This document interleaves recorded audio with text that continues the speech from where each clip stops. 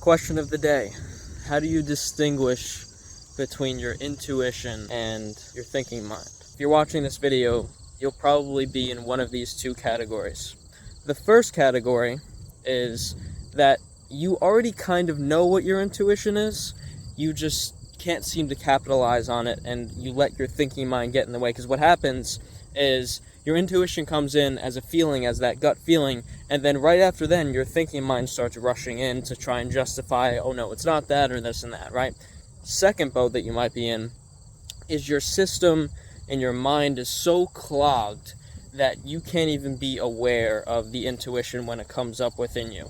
And maybe you feel like it doesn't even come up at all ever, right? And so with that second one, think about if you're not confident in yourself, or you're really anxious around the decisions that you make in a lot of different areas of your life, it would make sense as to why that intuition is being blocked, because your thinking mind there's such a hold on you that you can't let go and be free-flowing to let the body come in and take over just a little bit. And it's really not taking over, it's just inviting your body to let you know how it's feeling based on this event or this situation or how this person is treating you and so on. Let's address the first boat so far. Your intuition is already kind of here, you just can't seem to capitalize on it. Notice that after you get that initial feeling of that intuition, then the thoughts start to flow in of like, oh no, maybe it's telling you shouldn't do this thing, for example. And then you notice your brain starting to come up with reasons as to why you should do it. Now, it is worth it to consider these reasons, but before you even consider those reasons, just recognize that they're there in your mind, but kind of separate them a little bit and say, okay, let's focus on the initial feeling. Why do I think this feeling came up? What are the reasons as to why that would be true, why I shouldn't do it? Think about that. Just let it sit with you for a minute, and then move on to letting the thinking mind really come back in and address all of the thoughts that it comes up with, right? And then weigh your pros and cons. But there's also going to be times where that intuition comes in and you know that's the right thing, yet you still make the other decision anyway because it grants you some sort of pleasure or instant gratification, or it makes you feel better in the short term. I'm not perfect with this. This is something that I'm still working on and recognizing. There's been plenty of times in my life in the past and sometimes in the present too where I have this intuition feeling and I know what decision I need to make, but I come up with all these reasons as to why I should still do it or shouldn't, and then I do it, right? And then it doesn't work out, or it gets a little bit difficult, and it's like, oh, that's why, because that wasn't in the plan. I went against the plan that my body was telling me is beautifully orchestrated. Now let's go to the second boat. If you feel like the intuition doesn't even come in at all, there's a lot of mental blocks going on, right? Like I was saying before, can be a lack of confidence, anxiety around the decisions that you make, and just low trust within yourself, because ultimately the end goal and the reason that intuition is able to flow and your body is able to tell you that and then have you yourself and your soul recognize it is because you trust yourself enough to consider the body's response to the situation that's happening.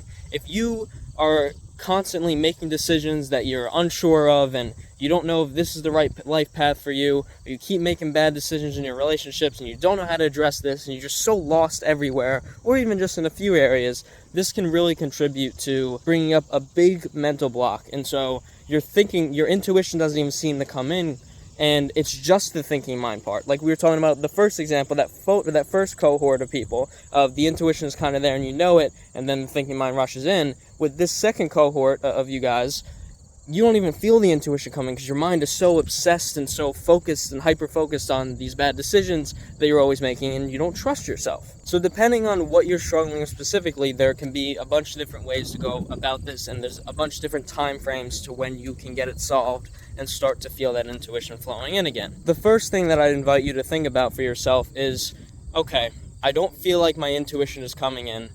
Really sync with that of like, okay, can I recognize any moment in the past where the intuition came in? You're probably going to identify something, but even if you don't, still just ponder about it, right? Invite your mind to let you know a past situation where that happened. If that doesn't come up, still ask yourself in these other areas of life, am I lacking confidence in my decisions? Do I feel insecure? Do I feel this way or that way? And just invite all of those thoughts to flood in. It may be overwhelming because there may be so much, or maybe it's just one or two things that your mind highlights for you. The key with this is that the answer is already within you. You just need to give your mind the space to let you know what that is. And so then once you identify the root for that, maybe it's, I feel a lack of confidence in my relationships, then you can ask yourself, okay, why? Is it based on some information that someone told me? Is it based on a negative past experience that I've had? And once you address that cause, and once you build that confidence within yourself, the intuition can naturally flow in because you're now giving yourself and your body and your soul the space to invite it in energetically. And it's important to keep in mind along this process to not judge yourself. There's going to be a lot of stuff that comes up, a lot of negative thoughts potentially. Don't judge them.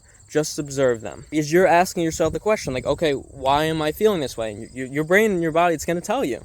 And it might be overwhelming, but to be able to sit with that and just explore how your mind and body is feeling really gives you a lot of clarity. And then you can connect the thinking mind to it, and you now have the control over the thinking mind, as opposed to it just rushing and coming up with all these random intrusive thoughts. Now you have control over the thinking mind because you're really aware of this process and what you're doing, and you have intention behind it. And then you can use that thinking mind to really weigh the pros and cons and all the factors and the situation and how you're feeling and connecting everything together.